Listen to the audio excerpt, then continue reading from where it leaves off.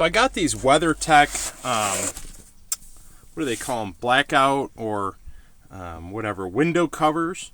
And they're supposed to be really good. I like them so far. But the only problem is I don't have a place to store them. So I have two options. I can put them here. Right here. But as you can see, they stick out a little bit, which is actually not a big deal right there. But I wish they would stand up. I don't think I have enough room in that corner to put them standing up, or they'd be ridiculously tall. Maybe not. Maybe not. Or, crazy idea, I was thinking about bungee cording them up here onto this. I don't know. You guys tell me what you think.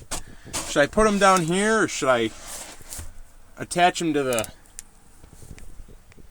side grab handle here? Huh. Alright, thanks for watching.